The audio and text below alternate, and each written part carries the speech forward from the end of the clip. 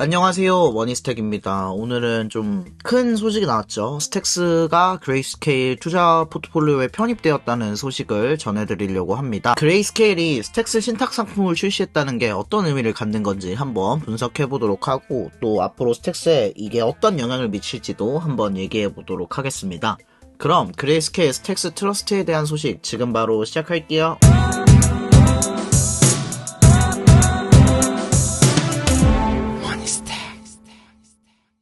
네, 먼저 이 그레이스케일에 대해서 한번 알아보도록 합시다. 이 그레이스케일은 암호화폐를 좀 오래 투자하셨을수록 많이 알 수 있는 기업인데, 현재는 블랙락이 비트코인을 엄청 많이 사면서 좀 역전할 모습을 보이기도 하지만, 그래도 여전히 세계 최대 암호화폐 자산 운용사라고 할 수 있습니다. 그레이스케일에 대해서 조금 더 알아보면요, 여러분들이 자주 보시는 유튜브 중에 그레이스케일에 대해서 계속 얘기를 하시는 분들도 계실 거라서 그렇게까지 자세한 정보는 필요 없을 것 같고, 그냥 엄청나게 큰 기업이다. DCG 산하에 있는 투자 그룹인데, 사실상 암호화폐 투자 회사 스케일 중에는 가장 크다 정도를 아시면 될 것 같고요. 얘네가 아마 전체 비트코인 중 3% 지분 64만 개의 비트코인을 갖고 있어요. GBTC에 대해서 다들 들어보셨을 것 같아요.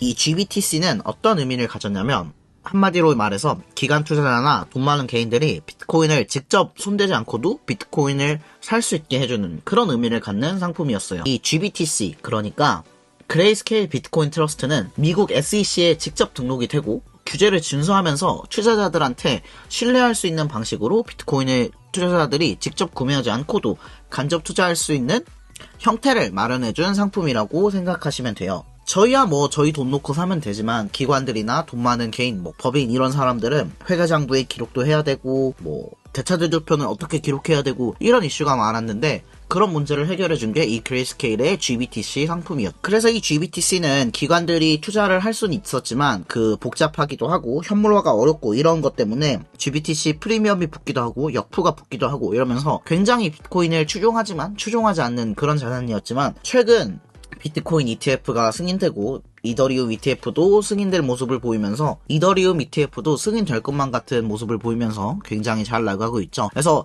너무 어렵게 생각하지 마시고, 그냥 그레이스케일이 스택스 트러스트 상품을 출시했다는 게 무슨 뜻이냐 라고 물어보시면, 그냥 쉽게 생각해서 세계 최대 규모급의 암호화폐 자산 운용사가 기관 투자자들, 돈 많은 개인도 쉽게 투자할 수 있도록 스택스에 관련한 상품을 열었다 라고 생각하시면 될 것 같아요.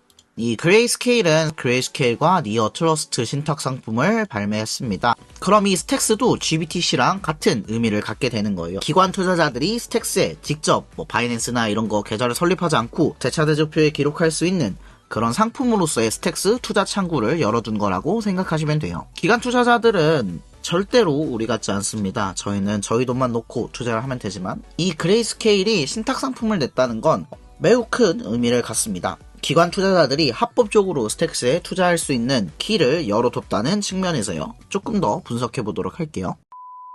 현재 그레이스케일은 그레이스케일 스택스 트러스트를 넣는데, 이건 신탁 상품에 대한 좀 이해가 필요해요. 조금 어렵긴 한데, 정말 단순하게 생각해보면, 이 그레이스케일의 그레이스케일 스택스 트러스트 한 주당 스택스 5개의 가치가 있다고 생각하시면 이해하기 편하실 것 같아요. 1년에 관리비로 2.5% 정도 떼가고, 현재 자산운용 규모는 1.3밀리언 정도 규모가 되고, 아직 그렇게 크진 않죠. 이제 막 출시했기 때문에.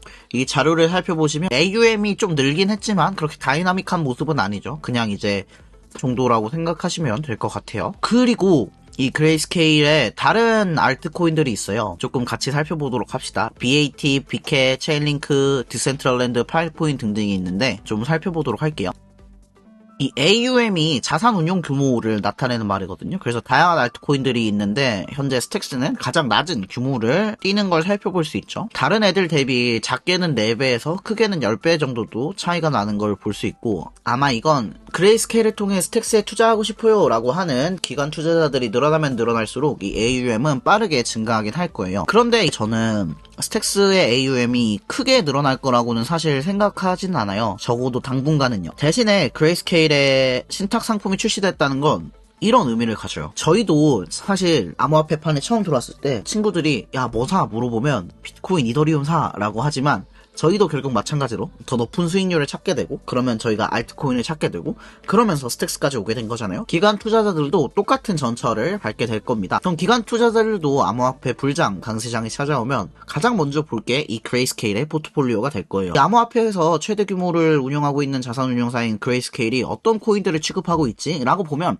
아마 저랑 똑같은 이 화면을 보게 될 거예요. 이 목록에 있고 없고가 저는 저희가 말하는 소위 스캠 코인을 구분하는 정도의 척도로 기관 투자자들한테 강력하게 작용할 거라고 생각하거든요. 그러니까 이 목록에 있음으로써 다른 기관 투자자들의 유입이 있을 수 있는 확률이 굉장히 많이 올라갔다 정도로 저는 이 스택스의 그레이스케일 편입 이슈를 다루고 싶습니다. 그리고 진짜 강세장이 오면 이 그레이스케일은 결국은 ETF 상품을 출시하는 것을 목표로 달리는 친구들이기 때문에 스택스 ETF도 기대해볼 수 있겠죠. 이 얘기는 좀 뒤에서 해보도록 할게요. 그래서 이 그레이스케일이 스택스 투자 상품을 열었다는 것은 앞으로 기관 투자자들이 정말 쉽게 진입할 수 있도록 해주는 장치 역할을 한다라는 점을 말씀드리고 싶었습니다.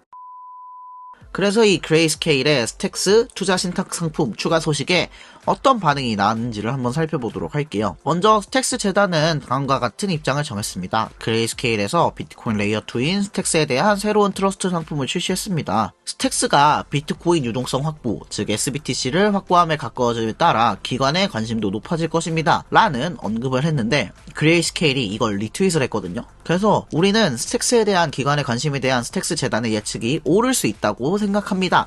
라고 의미심장한 얘기를 했어요. 뭐 그냥 지나간다면 지나갈 수 있는 얘기인데 저는 얘네가 수요조사도 하지 않고 이런 상품을 냈을 거라고는 생각하지 않거든요. 비록 최근에 알렉스도 터지고 나카모토 업그레이드도 밀리고 이러면서 굉장히 투심이 많이 죽었지만 결국 SBTC가 가장 비트코인을 활용할 수 있는 완벽한 형태로서 인식이 되고 비트코인 레이어2의 대장 자리를 잡았을 때 이 비트코인 레이어2라는 섹터가 과연 기관 투자자들한테 매력을 안 끌 수 있나? 불장이 다가온다고 했을 때 이 비트코인 레이어2라는 섹터가 과연 매력을 안 끌 수 있나? 라는 생각을 저는 합니다.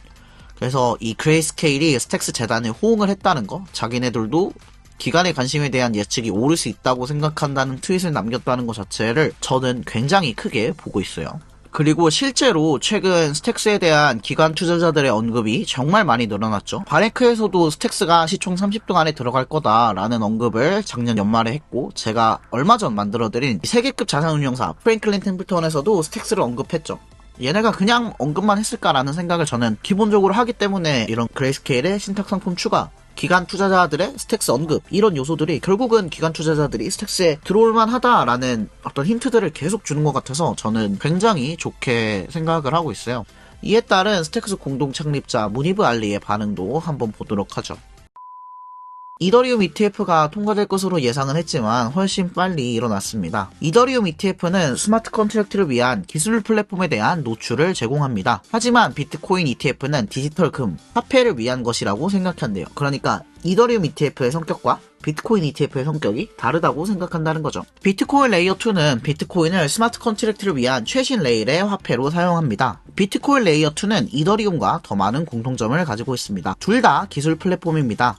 이더리움 ETF는 다른 스마트 컨트랙트 플랫폼에 대한 기관 노출의 문을 열어줍니다. 최근에 발표된 그레이스케일의 비트코인 레이어2 스택스 트러스트 상품 출시는 그러한 제품의 잠재적인 출시를 나타내는 지표입니다. 솔라나 ETF, 스택스 ETF 등등은 이더리움 ETF와 동일한 카테고리에 속하지만 비트코인 ETF는 다른 차선에서 운영되고 있대요. 우리 업계의 흥미로운 시기입니다. 기관들이 드디어 다가오고 있습니다. 라고 했어요.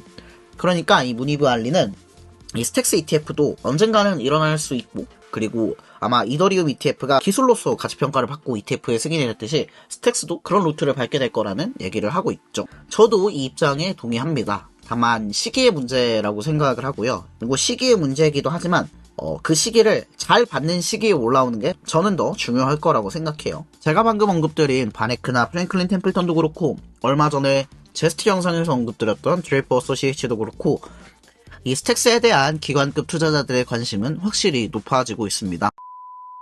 저는 그리고 이 스택스는 SEC로부터 간섭이 굉장히 작을 수 있는 자산 중에 하나죠. 제가 항상 언급드렸던 스택스의 가장 큰 장점 중 하나인 SEC로부터 사전 판매를 받고 토큰을 판매했다는 그 강점도 이쯤 되면 이제 드러날 때가 될 거예요. 토큰 판매가 2017년이었나요? 그랬으니까 그때 준비했던 게 이제서 빛을 발하는 그런 현상이 나올 것 같아요. 그때는 그냥 ICO 하지 왜 이렇게 답답하게 일하나 라고 했던 요소들이 이제는 빛을 발할 시기가 올 것 같다는 생각을 합니다. 그래서 이번 그레이스케일의 스택스 트러스트 상품 출시는 한마디로 정리하면 기관들이 본격적으로 들어오기 전에 최소한의 준비를 끝냈다. 그리고 이 준비를 끝냈기 때문에 받을 수 있는 자산이 매우 클 것이라고 예상한다. 만약에 불장이 온다고 한다면 정도로 결론을 내볼 수 있을 것 같아요. 최근 알렉스 익스플로이 사태로 인해서 굉장히 많은 분들이 힘들어 하시고, 또 저도 힘들고요. 진짜 잠도 거의 못 자고 그랬는데, 이런 소식이 들려와서 확실히 좀 기쁘긴 한 것 같아요. 다들 힘든 시기지만 좀 우리가 투자하는 큰 방향성은 틀리지 않았다고 저는 생각을 하거든요. 그래서 그런 점들을 좀 보고, 그레이스케일도 선택한 코인이니만큼 좀 그런 점들을 잘 보고, 정말 힘들지만 좀 장기적인 관점에서 투자를 이어갔으면 한다라는 말씀과 함께 오늘의 영상을 마치도록 하겠습니다. 알렉스 소식은 아마 다음주 화요일에 AME도 한다고 하고 그러니까 그때 또 업데이트를 해드리도록 할게요. 네, 이상으로 오늘의 영상 마칩니다. 그럼 저는 다음에 또 더 좋은 영상으로 찾아뵙도록 하겠습니다. 그럼 다음에 또 봬요. 빠이.